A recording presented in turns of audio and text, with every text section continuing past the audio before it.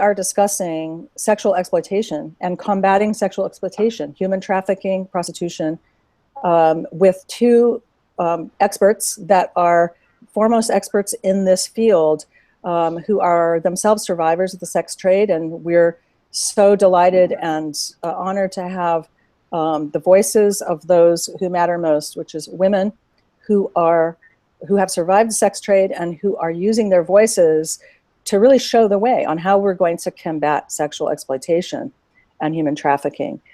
So let's get started. We've got Autumn Burris here, and hi Autumn, and Bridget Perrier from Sextrade 101 and Survivors for Solutions, Autumn's group.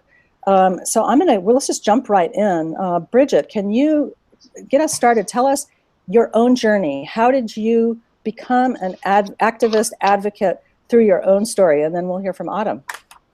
Well, I was lured and debased into prostitution from a child welfare run group home at the age of 12. I'm First Nations descent.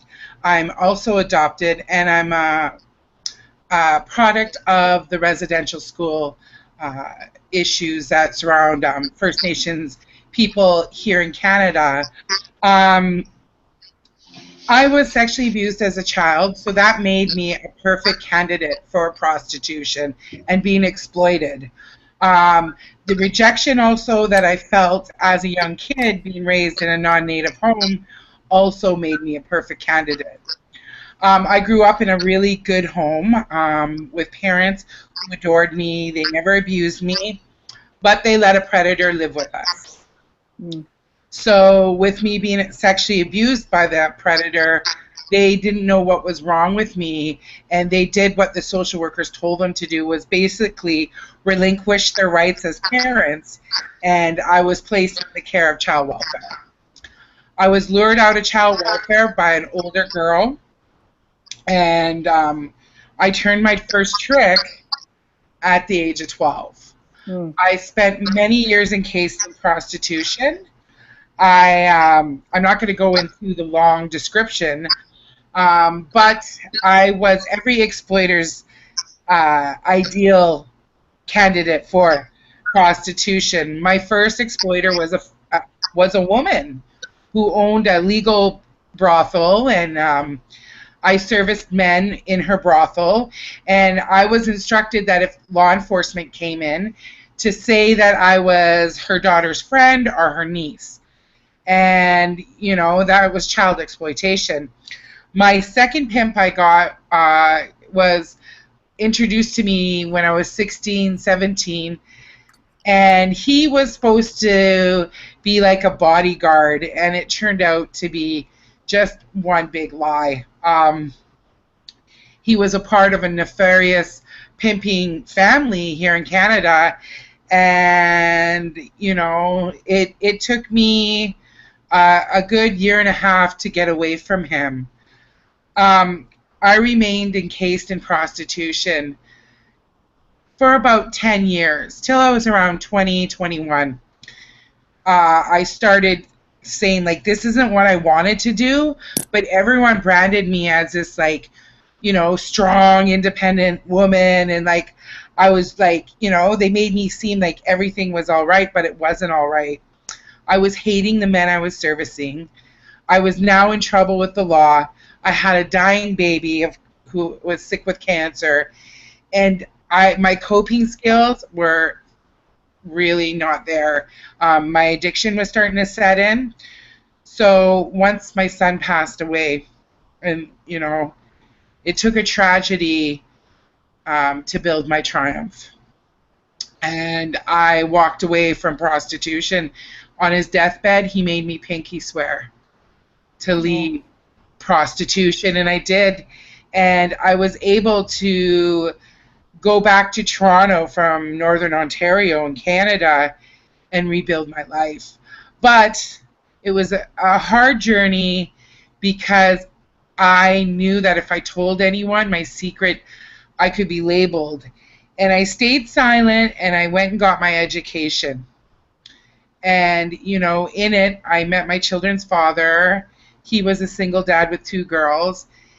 And in this midst of me kind of rebuilding my life, my children's mother was killed by one of the biggest serial killers here in Canada that targeted vulnerable women out in the West Coast. And I knew my purpose was building and was to be a voice for these women, for kids of prostituted women. I knew as an Indigenous woman in Canada that my voice had to be strong and it had to have a good foundation.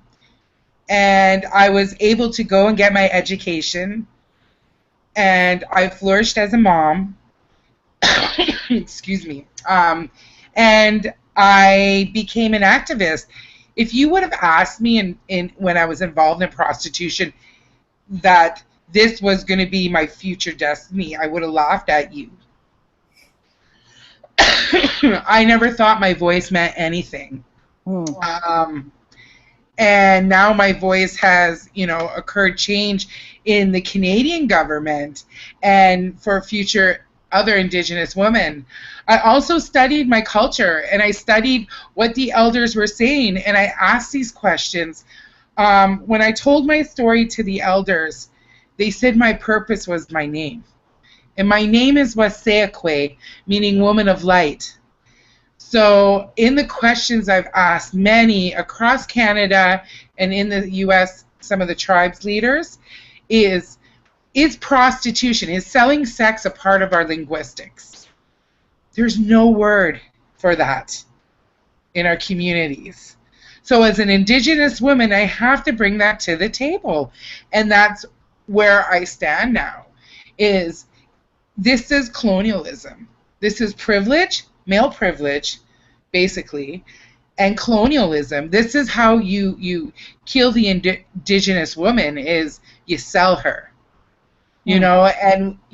I, as a Native woman, as an Anishinaabe, which is Native woman in my language, I have to be that voice for the ones that are following behind me and the ones that have fallen before me. And that's why my activism has been something, it's taken me from my own family, but my children are very, very proud of me. I've raised 4 really strong young ladies, and now I'm raising a little boy. And what I want the world to know and what people know is I never chose prostitution. It chose me, and it chose me because I was vulnerable. And I was vulnerable because I had been broken and fractured as a little girl. That, I didn't know what was good and what was bad. I felt like a throwaway.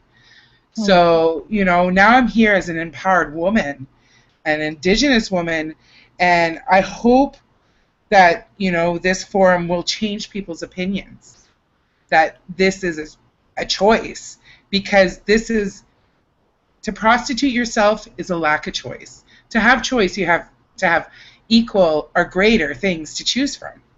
Right. And, when you choose this, you step back.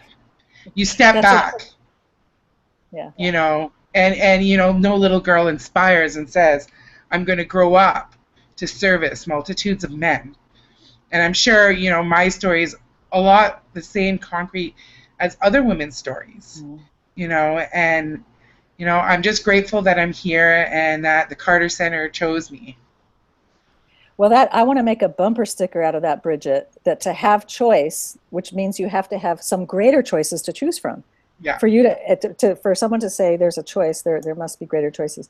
So I love that. And it's our honor, Bridget, because we know that you're just an amazing, impactful, courageous activist. And so, the Forum on Women is really devoted to giving a platform for those who are really in the trenches, really working at the front end of the struggle for human rights. So it's our honor to have you. So, so Bridget, first of all, turn on your microphone. You have to unmute your microphone, I believe, for us to hear you.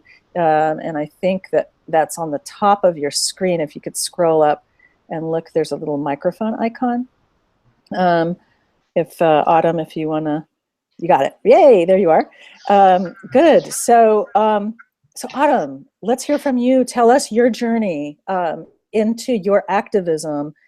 How did you get here, and what are the, what motivates you to do this work?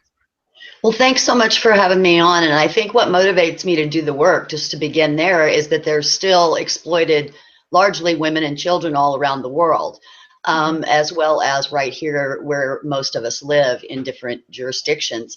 My story really began with organized crime initiating me into the stripping industry. And I believe that the stripping industry was definitely a gateway to prostitution for me. And it really did quickly normalize the sexual objectification of my body.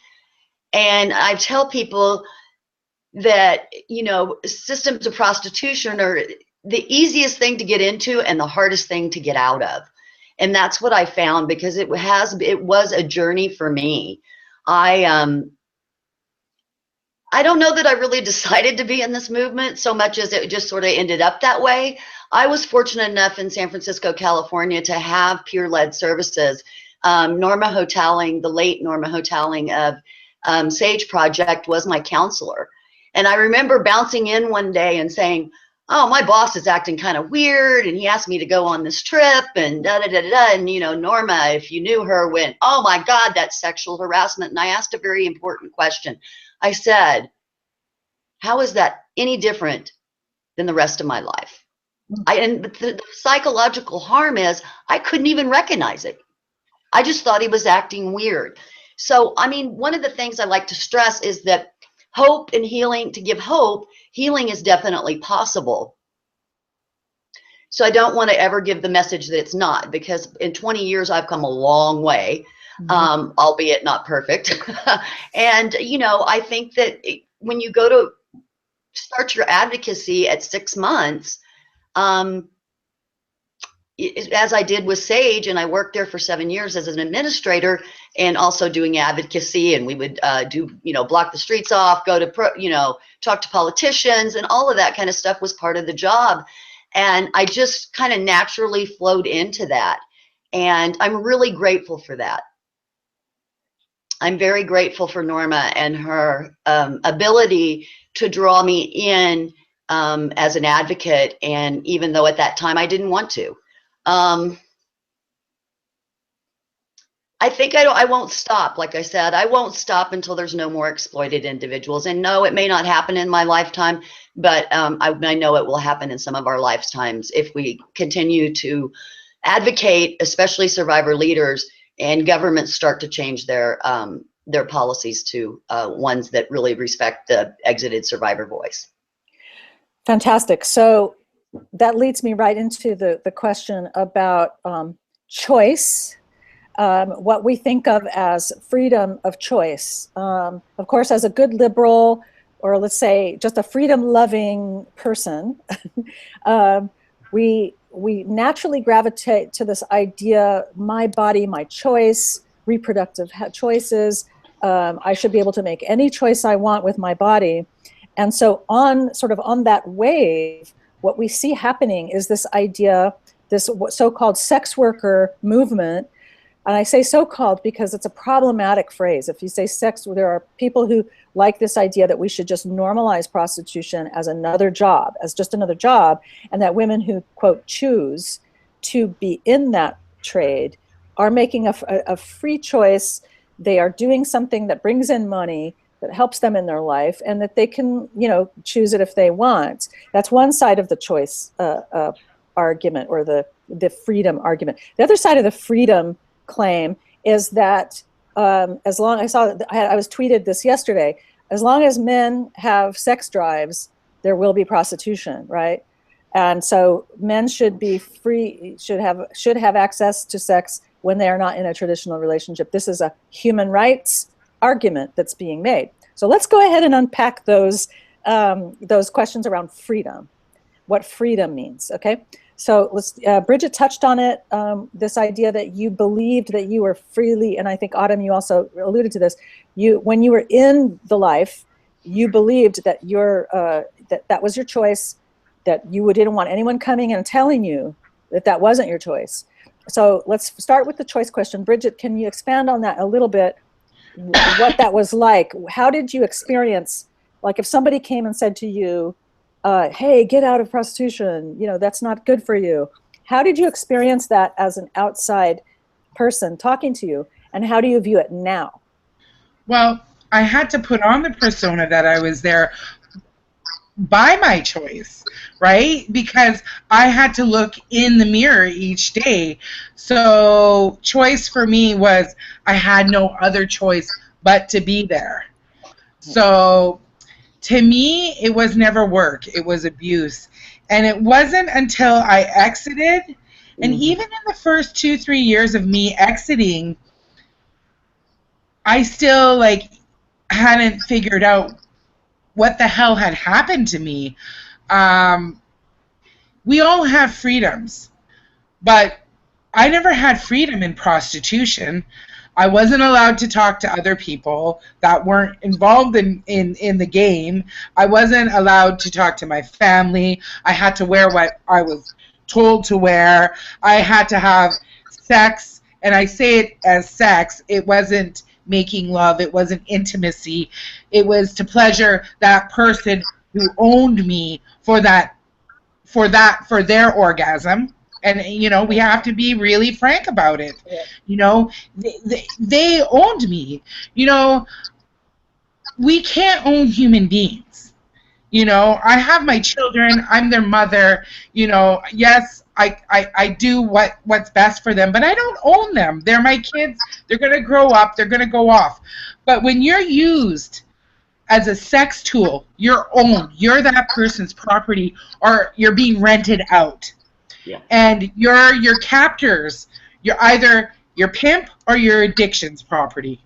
And, you know, and I'll clearly state that if you don't have a pimp and you're an addicted woman prostituting, that addiction is your pimp. It owns you. It makes you do things that you never think you would do.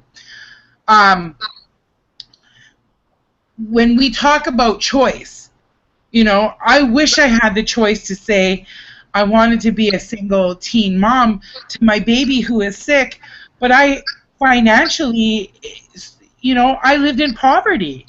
You know, poverty really based it. It took my choices away, and it pushed me towards prostitution. You know, his medications weren't covered. I never had a health plan for him, so I had to go out and service men who felt their choice was to choose me the way I looked that night to get off on. So there's no freedom in it. You know, I finally felt free. Probably, like, it took about 2-3 years where I just, you know, my guard was let down and I was able to just relax and not feel that, okay, that person knows. That person knows. He's looking at me like that. You know, it took a lot to get me to recover from it. Mm-hmm.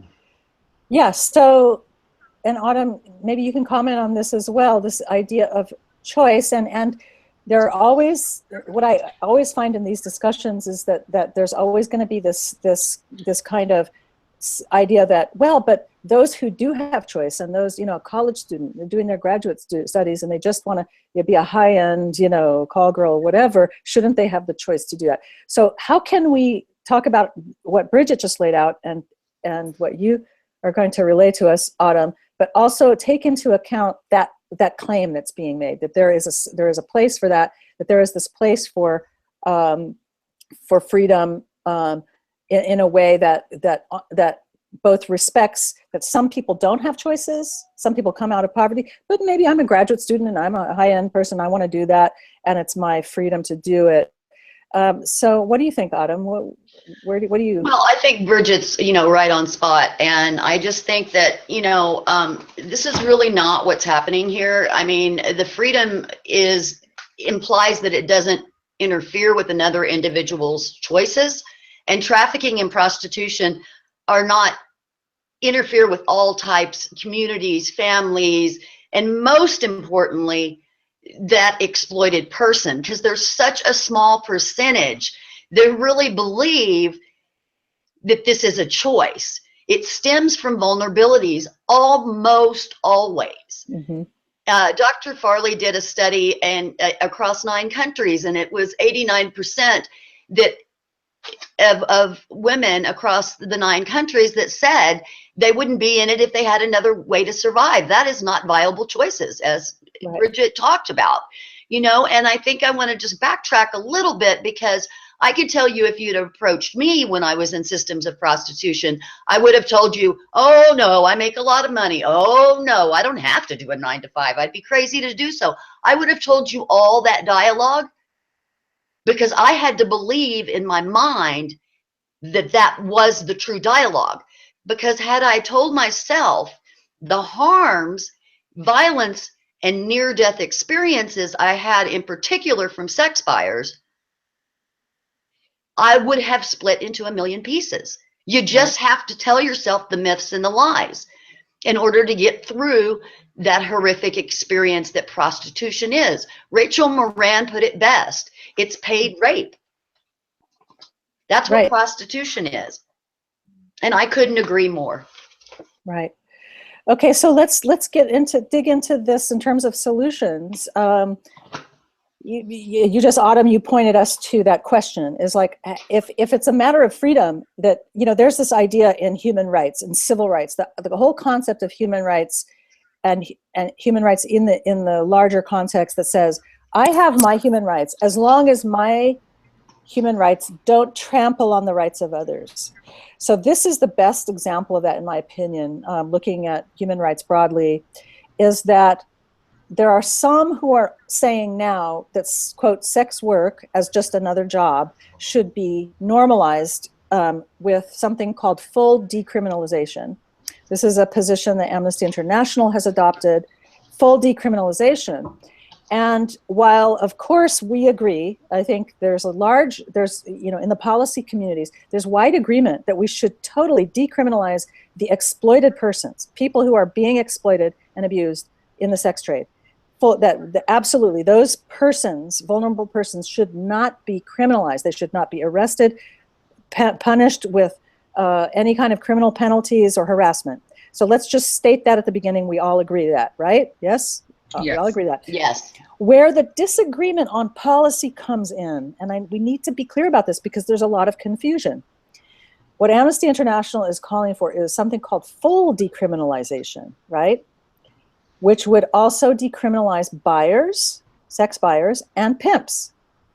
And there is this, there's this blanket name called facilitators, or I've seen a lot in the last week on Twitter about, well, if prostituted women or sex workers want to work and live together, that should be decriminalized. Well, that's a brothel, and there's always the profiteering and the pimping that accompanies that. So they want to sneak that in under the decriminalization idea.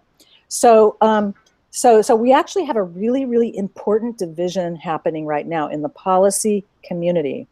And the Nordic countries have offered us another model, and that's the title of this discussion, is the Nordic Model. Why? Why do we like the Nordic Model? Because it seems like they've got this combination of policy approaches that takes everything into account that you just both laid out.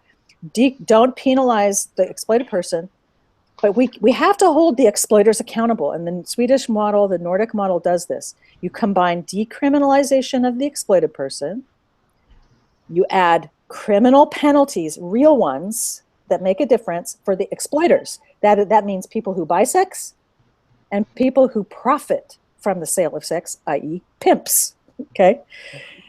But the third element to this that I think is extremely important is the exit services, the care services, support, housing, childcare, education, access to education for survivors. That's the piece that we often kind of skip over because we're arguing about whether we should legalize or whatever, okay? So let's put this formula together. Decriminalization for the exploited person, criminal penalties for the exploiters, plus the third element, care, exit services for vulnerable people so they will have better choices, right? So this is what's called the Nordic model. But we see a lot of pushback against this against people who call for full decriminalization. Bridget, tell us what you think. How, you know, and I know that there was a campaign around this in Canada, and the pro Nordic Model people, which is you led this movement in Canada, won.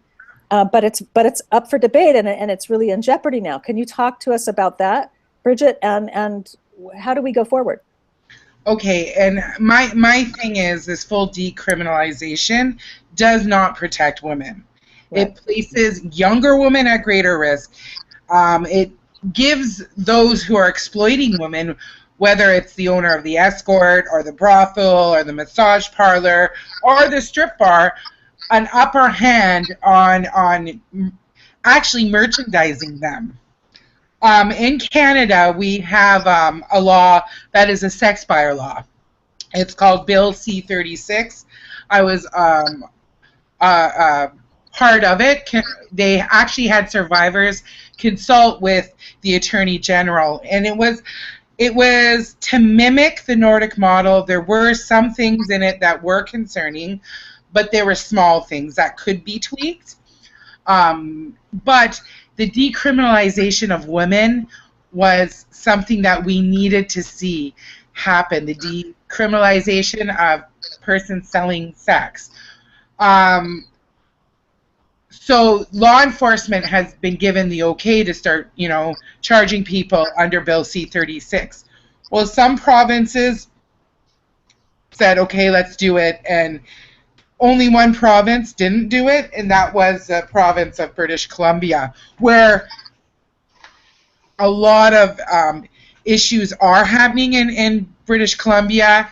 Huge amount of women disappearing, Indigenous women disappearing.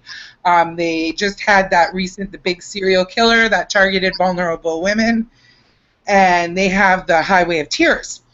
So they have that pandemic going on, and their premier of that province is now saying we're not going to practice Bill C-36.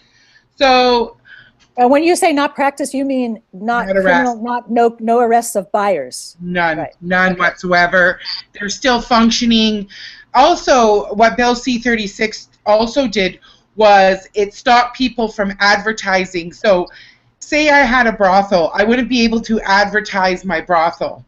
The women could advertise independently, but if you were more than one woman, then that would be considered, you know, a brothel, and you could get charged under Bill C-36. Mm-hmm. So it was there. Also, with Bill C-36, a lot of money went into exiting services. Mm. So a lot of these pro-organizations have jumped into now say we're going to provide exiting services when they are denouncing that human trafficking even happens. Wait, back up. Let me get that clear. That's really important because you had told me about this before. So there's two sides. One is the Nordic model side, which is what you're calling for. And there's the other side, which is the full legalization, decriminalization side. Yeah. And you're saying that group is jumping in to take funding that was meant for exiting services. Exiting services and services for trafficking victims. So each province has an initiative. So the province that I live in, I think it was 92 million went into exiting services. And now we got the pro lobby that believes that prostitution is an empowering, you know, choice. And they've been actively saying there's no such thing as human trafficking, that it's just kind of what these moralist religious people are saying, and they denounce it. And now their hands are all in the wanting funding for these trafficking services. So, you know, like, I just think that as a Canadian, we're supposed to live in the land of free. The prostitution is based on coercion and violence towards the person selling sex. Okay, I've never, you know, and, you know, we want to talk about human rights. Amnesty International has just ran a campaign to end violence, the murdered and missing Indigenous women here in Canada, but have stepped on this decrim thing, which is, it's like, you know, asking the drug dealer to come in and give us, you know, recovery help. You know, like, you know, like it's, yeah. you know, it's crazy. It's crazy. So, you know, you can't sit there and say, you know, decriminalizing buying sex is the way to go, when it's not laws that kill women, it's not streets that kill women, it's the men that are buying them that are killing them. And we need to be really clear on that. You know, and men have that choice. You know, I've never seen a man die of an erection or not being able to release. You know, men are imprisoned for years, sometimes lifetimes. You know, so they don't die, and there's no clause in the prison system that says, okay, prison men should have a woman come in and service them. You know, so we know that men, you know, don't die from it. So why is it their right to own someone for their gratification? You know, and we need to, like, kind of come to terms that where they say prostitution, it'll always be around, it'll be factored. You know, it's these men that are damaging our women. You know, unless men can sit there and talk at the dinner table and tell their wife that they're going to go use sexual services from a prostituted woman, you know, it's always, you know, it's never going to, you know, go away. You know, and we've been kind of giving our men a hall pass for a long time. And as feminists and as, you know, women, we need to band together and say, you know what, we need to look at services for our women. You know, and with exiting services, you know, I work with women that are currently involved in prostitution. I'm not sitting there saying, don't go out, you're going to die tonight. You know, I just give them what their options are after. And there really isn't a lot of options, because once they exit, you know, it's you know, you got to relearn how to live. You know, and that's where the funding really needs to be. For, you know, and that's where, you know, and in Canada, you know, it's the Liberals that are now rethinking or reviewing that law, and it's like almost like the Liberals have egos against the Conservatives. Listen, I'm not a Conservative nor a Liberal. I'm an Indigenous woman that's just trying to do right for my sisters that are behind me and in front of me. And, you know, we're seeing our girls, like, men don't want older women. They want fresh meat. And, you know, and Rachel stated this, Autumn stated this, when you work in these brothel-type places, the first thing when you answer a phone is, what's the youngest woman you have? Well, in Canada, we're seeing them as young as 10, 9 years old in certain provinces, First Nations girls. You know, and to me, they're children. You know, I swear, they're children up until they're 18, and even maybe we should lengthen that age till they're 21. You know, they're still, you know, you have a lot of growth. And no job, if I want to quit, if my daughter wants to quit working at McDonald's, does she need an exiting plan?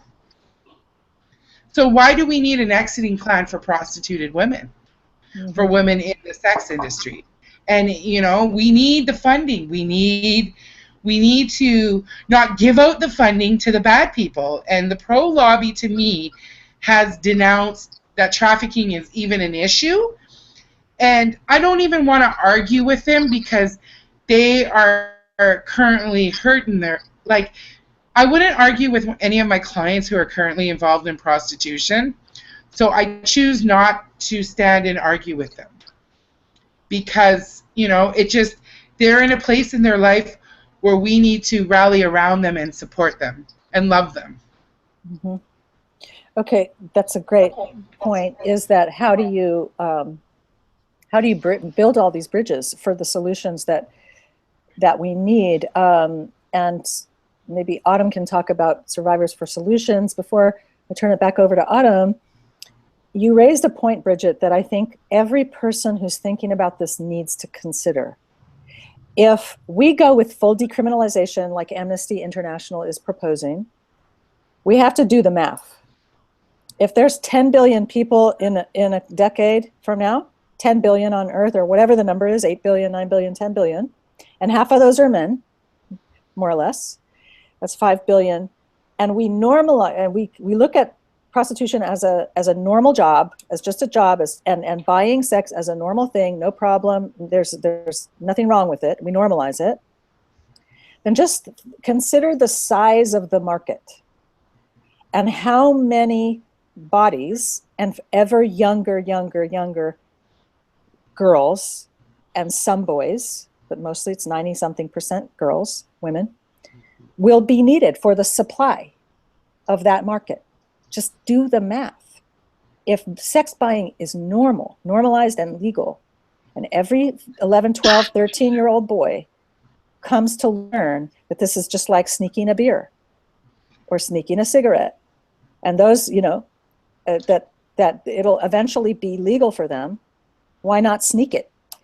And that every boy becomes socialized to believe this is a normal behavior, how many bodies will have to supply that market? That's a thing that boggles my mind. And when people say it's a choice, and it's like, it's just, you have to give that choice to people. Again, we come back to this idea that my human rights shall not impinge on the human rights of others. And Bridget, you said we have to think about the future generations. If we normalize sex buying, which is what Amnesty International is proposing, then we are endangering, in my opinion, this is what I've concluded looking at this issue, we are endangering future generations of all girls, because they will be potentially recruitable into this trade. And they won't have college recruitment. They'll have brothel recruitment. And especially for girls that aren't, like, say, smart or college material, they'll have the choice. Do you go to college or do you go work in a brothel? And if you're an impoverished girl that's never had, the finer things in life or has had economic stability, you're going to go towards the brothels. And you know what? How are they going to police these brothels? Once it's legal, who's going to watch the brothels? The police aren't going to do it, and bylaw officers are now going to be burdened and not be able to look for who's trafficked and who's not trafficked. That's my opinion. we have the full legalized model in Germany that is not working. It's not working for women. And then the Amnesty International will say, no, we're not proposing full legalization. We're proposing full decriminalization. And it's a distinction without a difference, in my opinion. I can't figure out the difference. Autumn, what about services? Yeah, I mean, what about Survivors for Solutions? So I know that you both know about exit services that are, what can we say? I take your point, Bridget, that, we shouldn't wait until exit services are available to encourage women to get out. But what about you, Autumn? What do you think? Well, I mean, there's just so much that Bridget said, and you as well. But what I'd like to say in terms of the Nordic model is it's the profiteers that are against the Nordic model. The Nordic model makes very good sense in Sweden, and it's a very simple law in 1999 in Sweden that criminalizes and focuses on the buyers and does not criminalize the exploited people, as most of us know. But what people don't want to look at, and what the full decrim people don't want to look at, and if you keep it in front of your heart and your mind, the harms of the exploited individuals, which are often result up even to death, know that this is the right solution. Mm-hmm. Because it is extremely dangerous. And Simon Hagstrom, I would get his name wrong, he's in the prostitution unit in Stockholm Police, says to get to the root cause. And the way I say that is there isn't always a trafficker, but there's always a sex buyer. And there's been a dramatic reduction, and traffickers have said it's not a good country to come to do business. It's a win-win. Mm-hmm. And so I really don't understand why someone would want to fully decriminalize, and particularly with the amount of human rights violations that occur within systems of prostitution. Right. I mean, it's unbelievable. Even the Palermo Protocol of 2000 says, ask that we hold buyers accountable for their role in the problem. So that's an international instrument. In terms of human rights, everybody has the right, Article 3, the Universal Declaration of Human Rights, to life, liberty, and security of person. Once that door closes, when systems of prostitution, whether it's a brothel, a car door, a hotel door, there is no security of person, period. Mm-hmm. So we need to really keep those harms up front. And the other thing is, to get back to your question, Karin, is that men need to be penalized, buyers of sex need to be penalized, and have those fines funnel back into services for people to exit. Yes. It's really a no-brainer. It's not complicated. Okay. It's a model that has worked and that has been working for well over 20 years. So why we continue to have this discussion about, and why there's not more funding, is a really good question, Bridget. It's certainly in the US. And to take it one step further, I think it's important to have survivor-led services. Yes. And those in the United States in particular are completely underfunded. I would have never listened to a clinician when I first got out. I needed somebody that, like Norma Hotelling, who sat across from me in a business suit when I didn't have a business suit on, and I'll leave it like that. And she said to me, you can be where I am. I was where you are 15 years ago. There's huge power in that. So why are we so underfunded? Not we, because I'm a for-profit, frankly.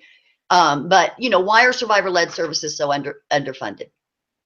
So that's our first action item we're going to put up on the board here, is getting more funding for survivor-led services, because we want, they're needed, but also there's this, I hate this comeback that people have. It's like, what else are these women going to do? They have no choice because they're feeding their children with that income. I swear I want to scream when I hear that.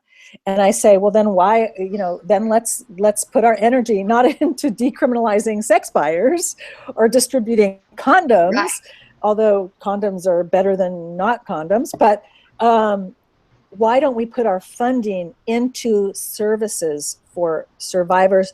And I think it's fantastic if you really frame it as survivor-led services. Let's talk about that. First of all, Autumn, talk about survivor-led services, and then Bridget, maybe you can both talk about space, you can talk about other service opportunities and programs that people can learn about, who are currently suffering, but also in the policy community, because we actually need to set ourselves in the right direction on policy. Autumn? Well, I think until we get this whole full decrim thing out of the way, because it really doesn't make any sense to anybody except, like I said, for those that are profiting. So the traffickers and everything are profiting from that. The sex buyers are getting their needs met. One of the things that did happen with the Nordic model that was documented, and one of the really important and critical things, is it changed the culture and the stigma around prostituted women, and put the onus on the sex buyer. And that's where it all starts. Right. With their money and entitlement to purchase the body of largely women and certainly girls. Right. And when we want to talk about things happening in this neat little silos, like, okay, stripping's over here, illicit massage is right here, sex trafficking is bad, and it's right here. But those things, and I know from my personal experience, and anybody that is being honest will tell you that those are not happening in neat silos. They happen all across the board, and you don't know when you're going from stripping to trafficking to prostitution or whichever way. So what we need to do is clear up this whole siloing. Yep. And we need to have our politicians understand that, in the general public, so that we can stop telling people that, oh, these poor sex buyers, or, oh, this is a victimless crime. I mean, come on, we've been saying that for 20 years or more. Right. It's not a victimless crime, right, for anybody. So, we need some of this misconception within the public and the hearts and minds to change. And that happened in Sweden under the Nordic model. So that would be my first step. Okay. Let's change the minds of the public.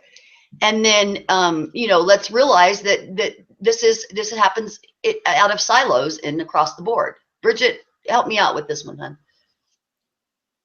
So what we see here in Canada is the need for survivor-led services. Sextrade 101, we have been doing this for about, let's say about 10, 11 years. We're the first survivor-run organization across Canada. So what's needed, and Autumn hit the nail on the head, our sisters do not want to talk to a clinician. They do not. I train victim services, and I tell them, you need to have a survivor. The experiential voice is the key, because I don't sugarcoat it and make false promises. I tell them, well, you're probably not going to sleep for the first year of your exiting. You're going to be faced with having that confliction of going back into prostitution, you know. So we need to be there to support our sisters that are exiting and that are currently involved. I have a girl that's currently involved. She's my sister. I always check in on her. I tell her, if you don't call me twice a week, I'm going to make a missing persons on you. And I'm not shaming her. And that's, you know, I wish I had that big sister person when I was out there that supported me in whatever my choice is. I've walked this girl to treatment 3 times. She's ran away, you know, showed up at my door. You know, it's that I understand where she's at, and I have to meet you where it's at. But what's needed is we need to do criminal record extraction. We need to have the funding to send them back to school. Are the ones who are in school. I have a woman that was in nursing school and dancing. She was a high-end, as what people would in the pro lobby would say, a high-end sex worker. But one day she phoned me and said, I can't do this anymore. I have 1 more semester left, Bridget. I need help. So I went on the phone. I called all the abolition organizations, everyone. You know, they do these big walks that portray revenue. Nobody would pay for her schooling. What I did was I cashed out my retirement savings just to pay that $2,500 school that she needed, so she didn't have to, you know, worry about tuition. And that's what's needed. We need a fund to say, hey, I'll go pay you first and last. We're not going to wait for Section 8 housing here, you know, and put you at risk. We need to have that so we can, like a startup fund or a foundation that'll back us to start these women up. What I see with my clients, with my girls, are birthdays, Christmases are hard for them. You know, they can't afford to buy their children stuff. You know, the stuff that all our children want, you know, and it puts them at, you know how many times at Christmas I hear from girls that have exited 3 years, I might have to go back to prostitution to buy Christmas gifts. You know, especially when the kids get older. You know, and it's heartbreaking because you see these men that are buying the women, they're driving in their Mercedes, their Land Rovers, their $60,000 trucks. They have to pay a little $1,000 fine. It generates through, the police take their cut, which is probably 70%, and then what happens to us is we get 20% of that. You know, and I just think that we really, really have to have a priority. You know, a re-education fund, a housing fund, an income stability fund. Screw welfare, screw social assistance. Let's give these women, let's pay these women, you know, a little, and, you know, a reintegration into the workplace. I would love to start a business for prostituted women so that they can come and learn stuff, you know, so they can re-enter into the world. You know, why are we brandished as problematic to society, right? That we're these little Lolitas that chose this. You know, we need to regain who we are as women, as citizens in our countries that are based on freedom. You know, and I think that, you know, if the U.S. and Canada don't practice Nordic law, they're doing a distaste to vulnerable women. And that basic patriotic freedom thing that both sides have should be in a ditch, right? You know, and I think that we need to look at what the responsibility we have as citizens, and by pushing for Nordic law, you know, and they are doing something right in Sweden and in the countries where this Nordic law has passed. It's all based on equality. Yeah. And we're equal. We, you know, just because you're male or female, we have to know that we're equal. And their countries are run on equality, you know, and we live in such a violent society and a sex-run society that we're brandishing these boys. We're pushing them into that, you know, perpetrator, you know, aspect. You know, we have MTV running Pimp My Room, Pimp My Ride, and we have the video game industry capitalizing on a game where you can kill a prostitute. Right. So and So you, Autumn, you both mentioned this idea of changing the culture. So that is sort of the fourth leg of the Nordic model. You have decriminalization of the exploited person, meaningful penalties for the perpetrator, for the exploiters. And I would add to what Bridget just said, if you're going to fine a man, make it hurt.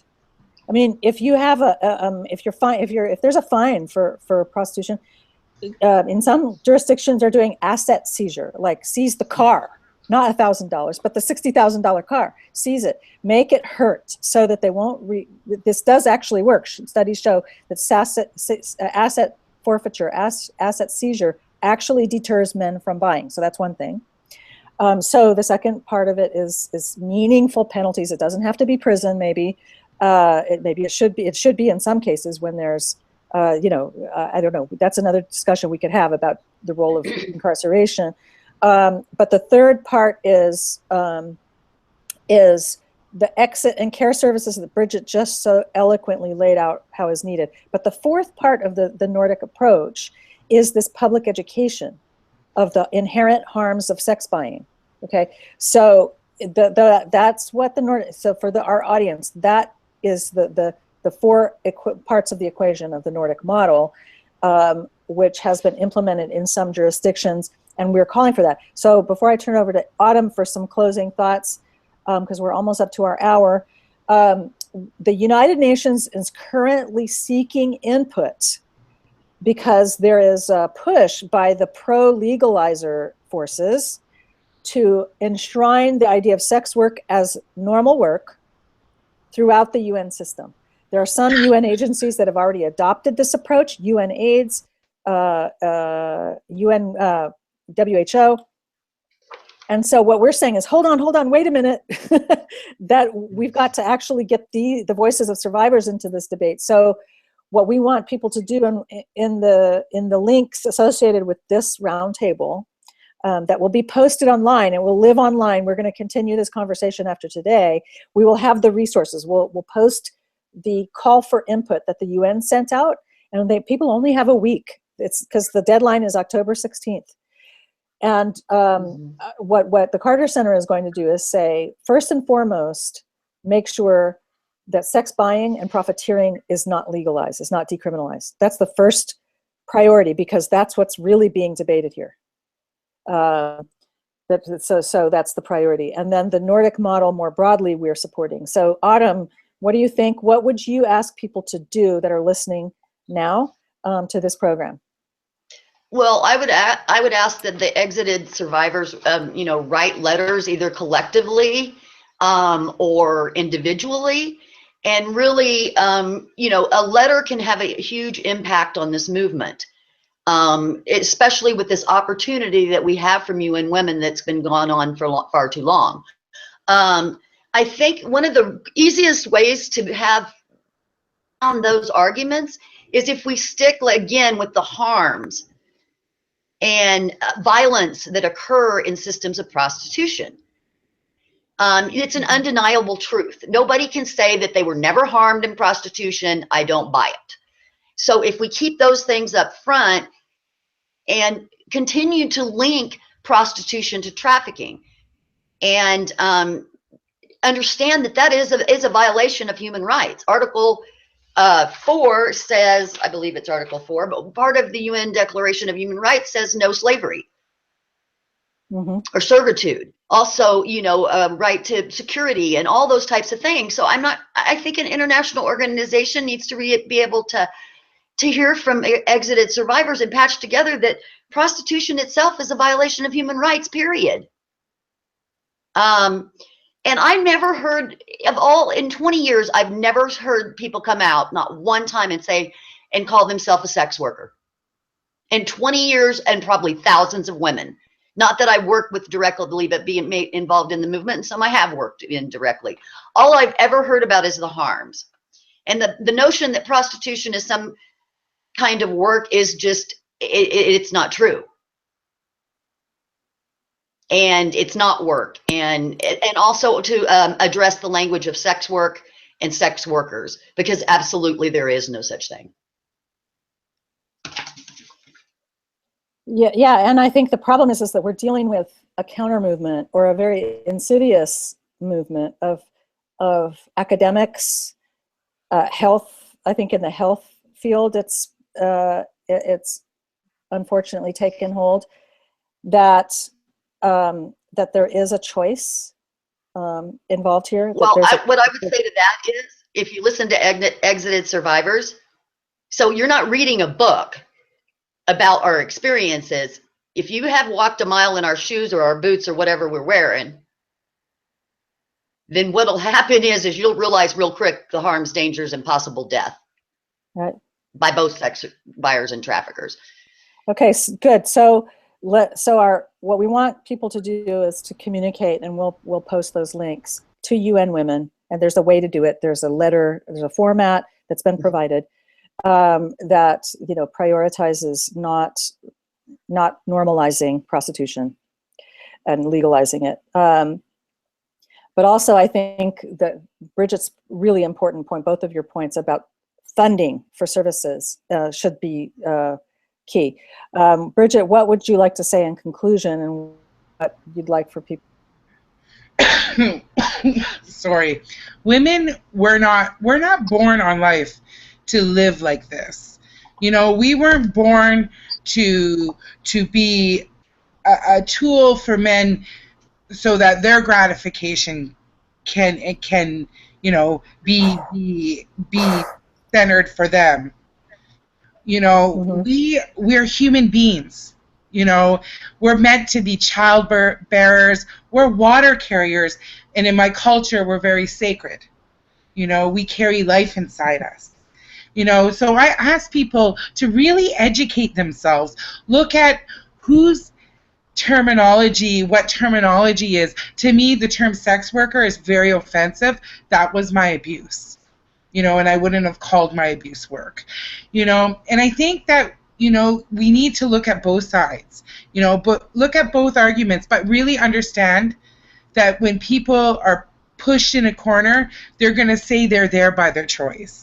You know, and we need to get on to our legislators, our senators, and in Canada, our MPs, and say this isn't what we want for our women and girls. And, you know, we need to represent that Nordic law is the best option. And I think that, you know, with these forums, we need to have more of them, you know, and, you know, we need to, you know, include other people, opinions too, you know, and we need to really focus that, you know, our women and girls are sacred.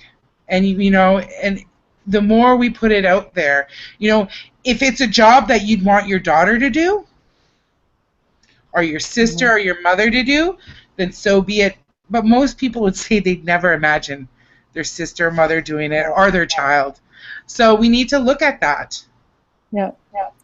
Excellent point to end on. I'd like to thank Bridget Perrier and Autumn Burris, wonderful survivor leaders.